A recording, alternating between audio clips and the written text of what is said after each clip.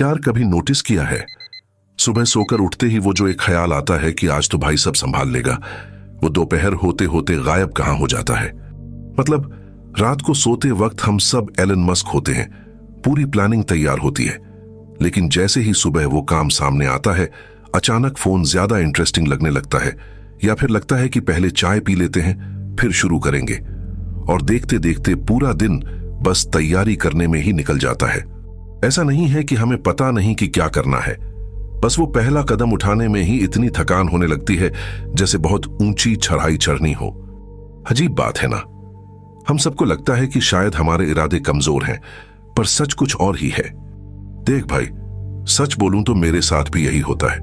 कितनी बार ऐसा हुआ है कि मैंने सोचा कि आज ये स्क्रिप्ट लिखनी ही है, लैपटॉप खोलकर बैठा भी, और अचानक लगा कि यार कीबोर्ड थोड़ा गंदा है, पहले इसे साफ कर लेता हूं। फिर लगा कि बिना गाने के मजा नहीं आएगा, तो आधे घंटे प्लेलिस्ट ढूंढने में निकल गए। आखिर में क्या हुआ, काम वहीं का वहीं अटका रहा। हमें अक्सर यह कह दिया जाता है कि तू आलसी है या तुझमें विल पावर की कमी है। घर वाले, दोस्त, यहां तक कि हमारे अंदर की आवाज भी हमें यही ताने देती है। पर मुझे नहीं लगता कि हम आलसी हैं। अगर आलसी होते तो वो काम न कर पाने का गिल्ट हमें होता ही नहीं। आलसी इंसान को फर्क नहीं पड़ता, पर हमें पड़ता है।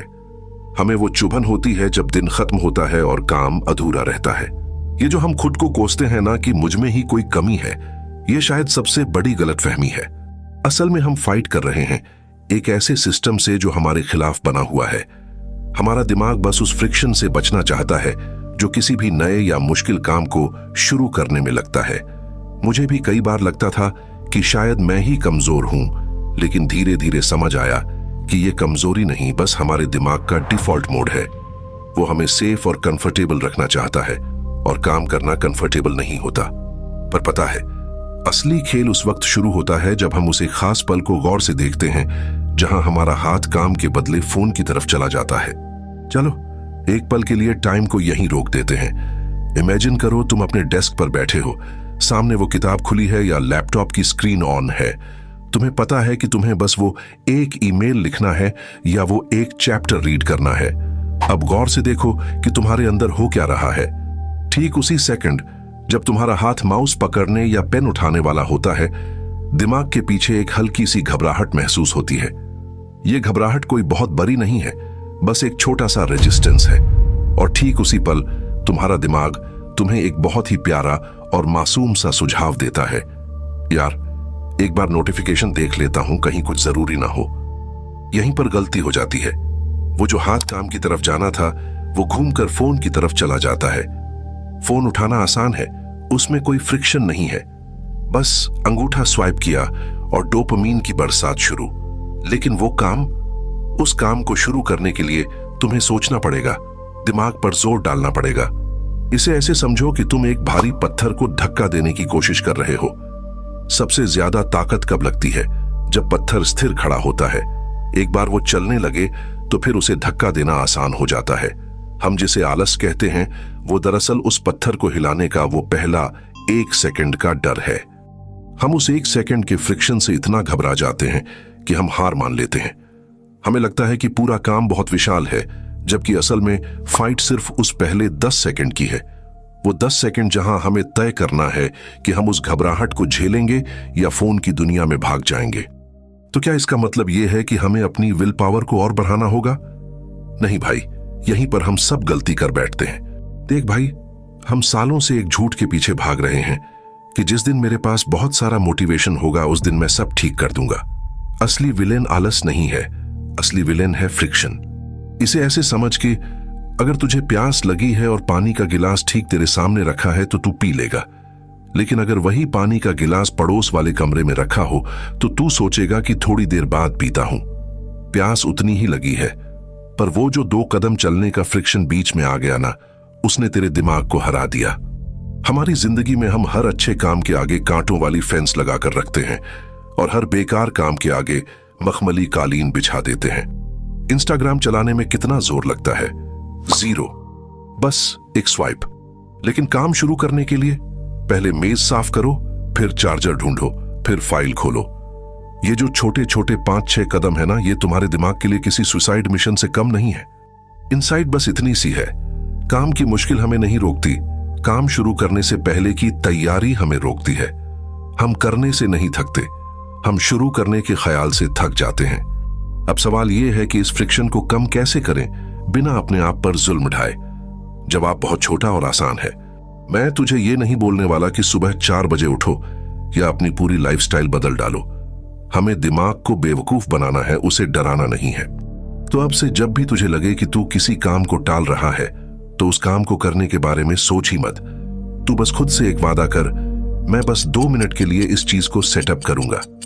अगर तुझे जिम जाना भारी लग रहा है तो वर्कआउट के बारे में सोच ही मत। तेरा काम सिर्फ जूते पहनकर फीते बांधना है।